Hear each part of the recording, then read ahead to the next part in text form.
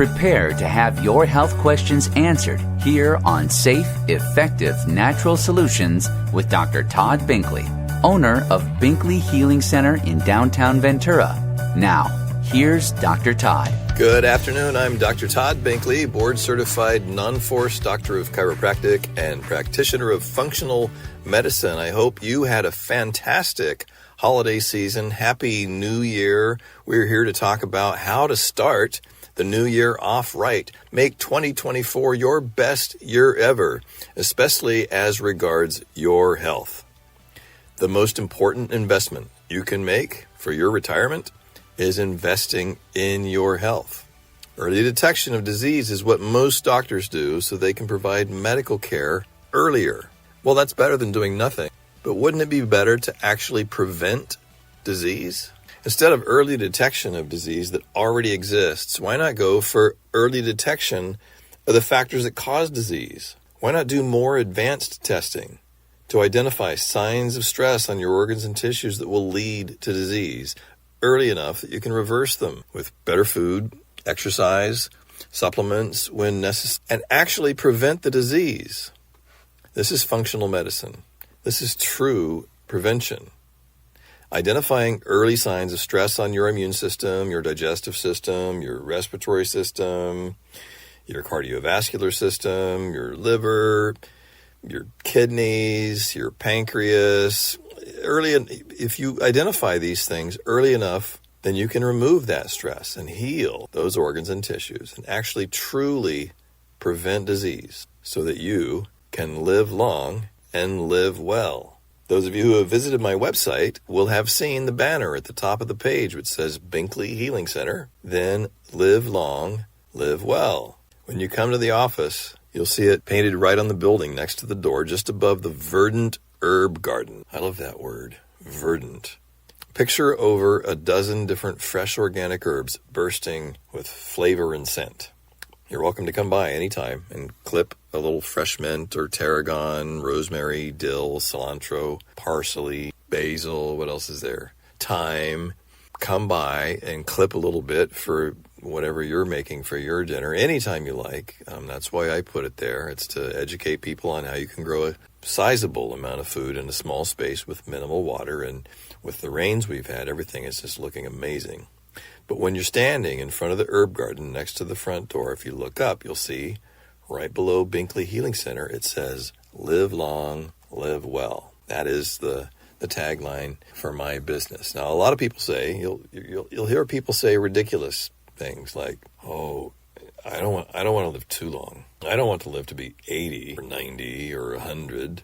What I hear when people say things like this is that they don't want to be miserable. They don't want to tack on an extra 10 years to their life that aren't going to be as enjoyable as the previous 10 years or the 10 years before that. And here's the kicker. People who are 70 years old who say they don't want to live to be 80, or people who are 80 years old and say they would never want to live to be 100, these are people who are convinced that they'll feel terrible, that they'll feel encumbered by increasing decrepitude and disability and frequent visits to the doctor to get more and more prescriptions for toxic drugs with horrible side effects. I understand that.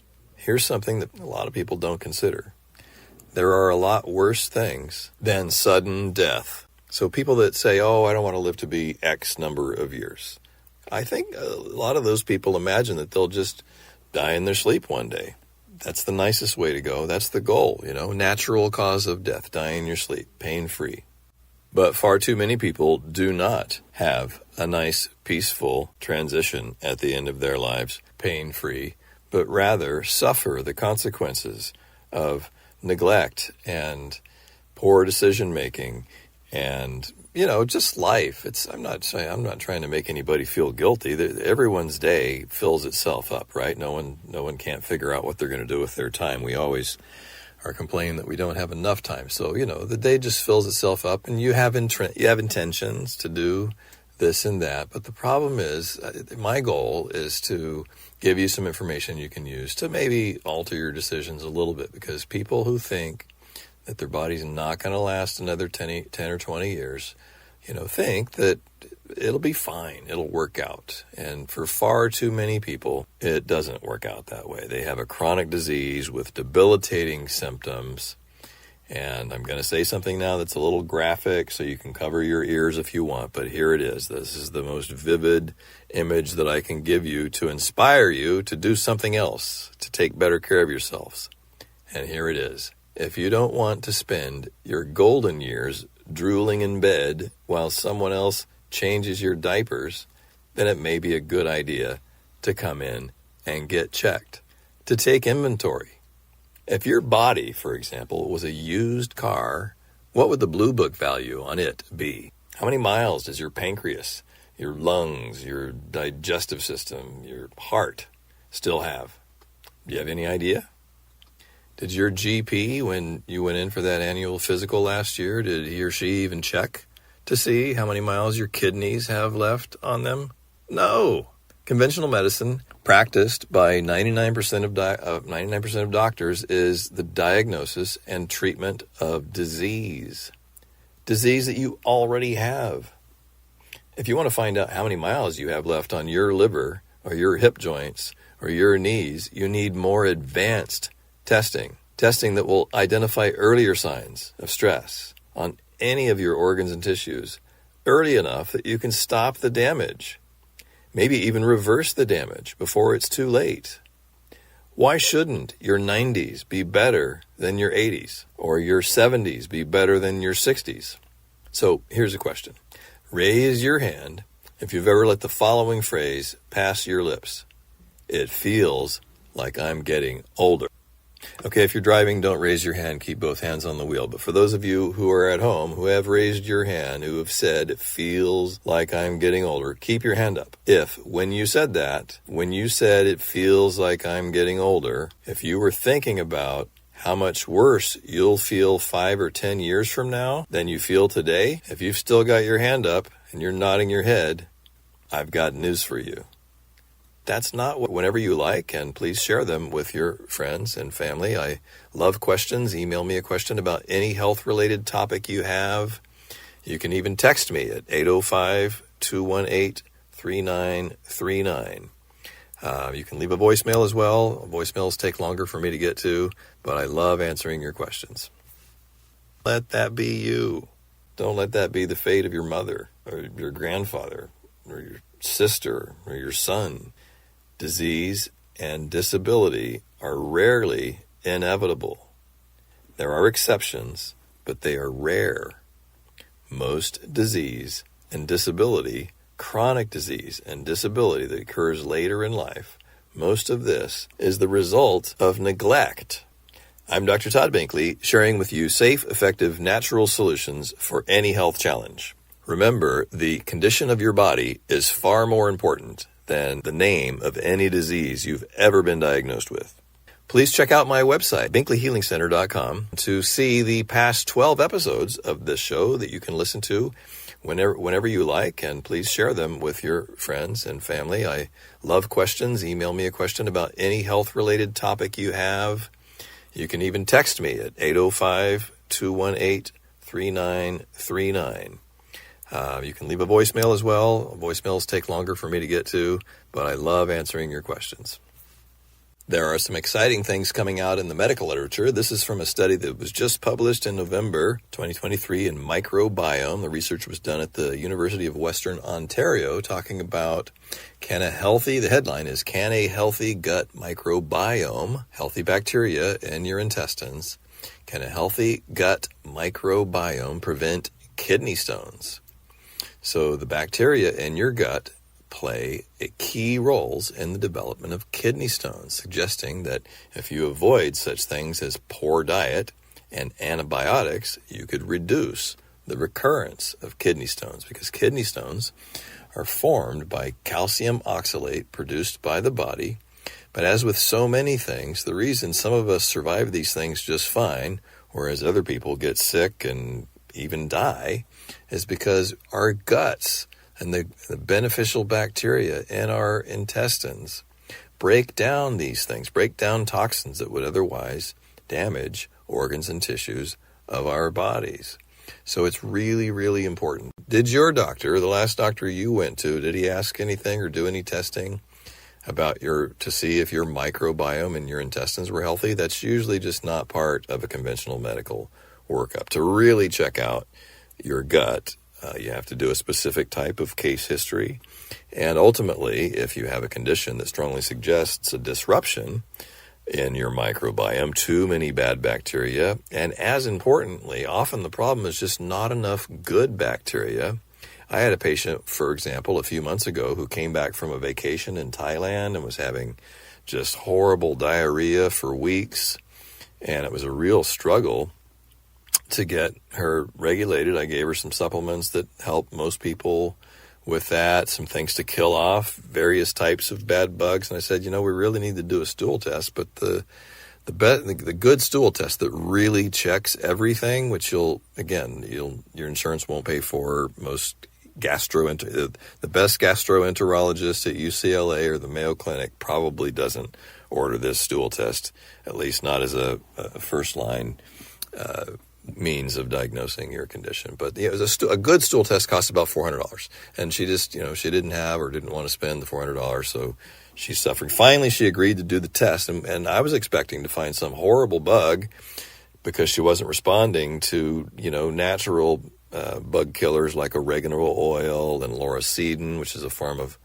monolaurin. I'll talk about that later. But there's a handful of things that generally work pretty well if someone has diarrhea or other signs and symptoms, gas, bloating, or the vacillation, the seesaw between diarrhea and constipation can be caused by the same thing. Too many bad bacteria, not enough good bacteria, or some other kind of bad bug in your gut. And, that's what a stool test will show. And oftentimes, I can help people figure out something they can take or something they can stop eating or start eating in combination with a couple of supplements and get that resolved. But this was a really stubborn case. So she finally gets the stool test done. And I'm expecting to find a parasite, because she had just come back from a vacation in Asia. And I thought, she's picked up something really exotic. The test will show it for sure. This test tests for everything. And lo and behold, she had no horrible bad. I was thinking maybe I'd have to send her off to, a conventional practitioner to get a prescription for some kind of antiviral or antifungal or anti-parasite drug or something like that. But no, she had no bad bugs, no evidence of any bad bugs on the best test that you can get. She was clear. But what was very clearly indicated is that she had very little good bacteria in her gut. Her normal flora, the technical term for do you have adequate good bacteria, not just to fight off the bad bugs, but to perform all the myriad of things that we rely on for the healthy bacteria in our guts to digest and assimilate nutrients and to process things. There's I could do a dozen shows on just the importance of the microbiome. And this is becoming mainstream medicine. You see it in the regular medical press all the time. The problem is, what do they do with it?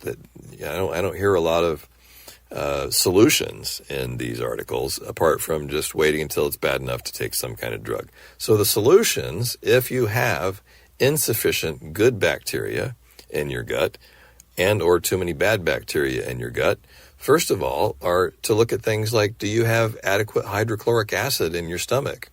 This shows up on a blood test. Are you eating fermented foods? Most people think, do I need to be taking a probiotic? And I'll just go to Costco and buy a probiotic. Maybe that'll help. Well, don't do that. It's a waste of money. The most money you'll ever waste on a supplement is one that does nothing, that just passes straight through your digestive tract from your mouth to the other end with no effect. So don't buy cheap probiotics. A good probiotic is always going to cost you probably around $40-50 a month for a month's supply or more. The ones that cost less than that don't have enough organisms or don't have the right strains, or just, generally in testing hundreds, thousands of people, my colleagues testing tens of thousands of people, they don't do the job. The ones that do the job, i.e. restore the proper balance in good bacteria versus bad bacteria, usually run you more like $50-60 a month or more, depending on how bad your system is. But anyway, back to this woman who we finally did this dual test on. What it clearly showed was that she severely lacked enough good bacteria in her gut. And so she didn't get some horrible infection when she was on her vacation in Thailand. I think it was Thailand. She just got a random infection, a random introduction of bad bacteria in her gut that was an accident waiting to happen. She could have got it here. And we had to slowly rebuild the beneficial bacteria in her gut. And to start out, the solution wasn't to take some hugely expensive, billions of organisms strong probiotic, but rather prebiotics and some other nutrients to feed the bacteria that live in her gut. And it took a few weeks, but after that, after taking some prebiotics and some other nutrients that are kind of technical to explain right now, send me an email if you want the specifics. We got her gut back to where the healthy bacteria that live there started reproducing and becoming strong enough again to fight off the bad bacteria and keep the bad bacteria in balance. And then I put her on a good probiotic to sustain that balance between good and bad bacteria. And she's feeling great. So how do you tell if you don't have a healthy microbiome? Well, the typical symptoms are gas, bloating, nausea, constipation, diarrhea, feeling miserable after eating. If after eating, you should feel good. You've supplied your body with essential nutrients. If you ate good food, then and you have reserves, it takes a lot of energy. This is something that people don't realize. One of the worst things you can do is eat the biggest meal of the day and then go to bed. And a lot of people do this, right? A lot of people skip breakfast or have a tiny breakfast, skip lunch or have a sandwich, and eat a huge meal at night, and then an hour or two later go to bed. This is the worst way to give your body the nutrients it needs to heal and repair all of your tissues. You don't need food to sleep. It's our culture, and it's important to have, if you have a family, to gather around and, talk about your day, etc. But it's just not a really good idea to eat a whole bunch of food, especially high-calorie, low-nutrient food like potatoes and rice and other forms of starch and sugar right before you go to bed, ice cream, popcorn. If you're going to eat that stuff, don't eat it and then go to bed immediately, because your body is just going to convert it into fat and raise your triglyceride levels and wreak havoc throughout your bloodstream, creating inflammatory debris, exacerbating every chronic condition, diabetes, heart disease, increasing your risk of cancers, Alzheimer's, dementia, etc. So the worst thing you can do if you want to have a healthy microbiome is eat a lot of grains, starch, and sugar. The bad bacteria in your gut love starch and sugar. It's their favorite food. So see if this helps you remember this. It's always tempting, sugar and starch. It's our favorite food: bread, pasta, rice, potatoes, even sweet potatoes. Starch and sugar is the staple of most people's diets, unfortunately. So here's a way to a little visual to maybe remember why this is bad. Imagine have you ever been to a restaurant and, it's a nice place. You're out with your favorite person in the world. You're going out on a Friday or a Saturday night for a nice quiet meal, maybe some candles somewhere, some great food someplace, and you're enjoying yourselves, and all of a sudden you hear this table over there across the room. It's with a bunch of people who are being loud and obnoxious and, probably are consuming a little bit too much wine, whatever, and they're just ruining it for everybody else because they're talking so loudly. Even if they're not saying anything rude or offensive, they're just so loud that now everyone else has to scream just to be heard. Or if you spend enough time, maybe they are becoming obnoxious. Well, here's what you do. Get the bartender or the waitress over and say, hey, send that table over there a round of shots, a round of tequila shots. Pour some gas on the fire. That's what it's like if you have excess bad bacteria in your gut that are making it impossible for the good bacteria to do their job. Eating grain, starch, and sugar is like pouring gas on the fire. It's like ordering a round of shots for the drunk crowd in the corner of the room that make everybody else miserable. So instead, what you want to do is eat natural fibers, and not Metamucil, natural fibers. Fibers in vegetables like spinach and broccoli and cauliflower and tomatoes and carrots and, whatever. The best vegetables are just, the ones that you like. And if you don't know how to cook vegetables, sometimes a lot of people ask me if I'm a vegetarian, and I say no, and depending on who it is, sometimes I'm a little snarky about it, and I'll say, no, I'm not a vegetarian.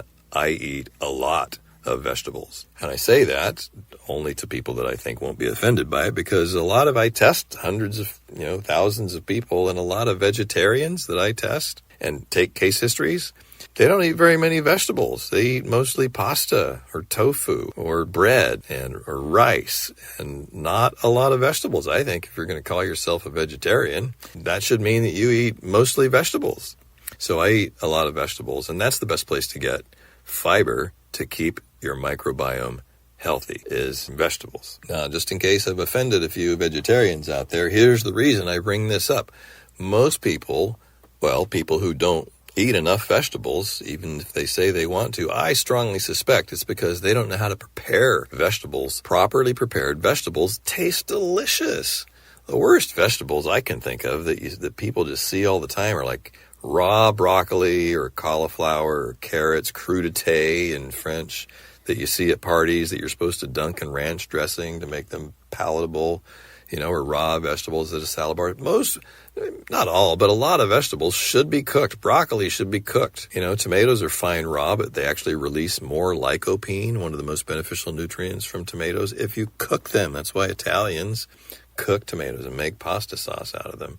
So if you don't like vegetables, I'm putting air quotes around that phrase, if you think, if you honestly want, yes, I'd like to eat more vegetables. I know it's good for me, but I don't know, it just seems like so much work and they don't taste great. If you want to know how to make delicious vegetables, buy vegetarian cookbooks. They have amazing recipes. You don't even have to buy anything. Just Google vegetarian recipe for something, pick a vegetable and Google recipes to cook artichokes or mushrooms or broccoli or kale or spinach or chard or collard greens or, any type of vegetable, cabbage, whatever it is that you think, I've heard this is good for me, but it tastes nasty. How could I make it taste good? Google vegetarian recipe for red cabbage or something like that. And you'll get these amazing ways of preparing vegetables that taste delicious without the savory deliciousness that comes from fish and chicken and other types of animal protein. Most of us are used to getting most of the flavor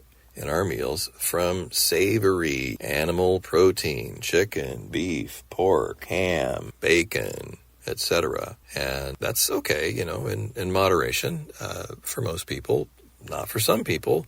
But what I like to do, I'm not a vegetarian, what I like to do is use vegetarian recipes to make delicious vegetables and then make those dishes even better by adding a little bit of chicken or a little bit of prosciutto, a little bit of ham, a little bit of something savory makes vegetarian dishes delicious. So apologies to all the vegetarians out there. It is actually, there's lots of great data to show that the healthiest diet you can possibly eat is a purely plant-based diet. But I'm a realist. I know a lot of you are not going to do that. And I'm also a fan of being honest. I don't do that. My body type is one that just requires massive amounts of protein. I don't feel good if I don't eat a lot of protein. So that's just me. I'm being honest. But so there's my bias as well. You can incorporate that to anything else I say. I think it's really great to eat a plant-based diet, a mostly plant-based diet. I think if most people would eat 75% of their food vegetables, then the other 25% could be dark chocolate, and you'd be way healthier than most people. I'm Dr. Todd Binkley. You've been listening to Safe, Effective, Natural Solutions to Almost Any Health Challenge. And I'd like you to know, I keep forgetting to mention this, for those of you who have relatives in other states, I can help them. I have patients in dozens of states around the country, in New York and New Jersey and Colorado and Florida and Arizona and Nebraska, Kansas, Washington State, Oregon, all over California, even Alaska and Hawaii. And you could help someone you love start the new year outright. So I'd love an opportunity to help you or someone you love make 2024 their best year ever. Have a fabulous beginning of the year. I look forward to speaking with you next Friday right here, 4 p.m. on 98.3. Have a fabulous weekend. You've been listening to Safe, Effective Natural Solutions with Dr. Todd Binkley. If you have a health question you want discussed on the show, email your health questions to Dr. Binkley at BinkleyHealingCenter.com. Take advantage of this opportunity to ask questions for yourself and for your loved ones, because our health matters. Join him next Friday at 4 p.m. for Safe, Effective Natural Solutions, right here on 98.3 The Word, KDAR.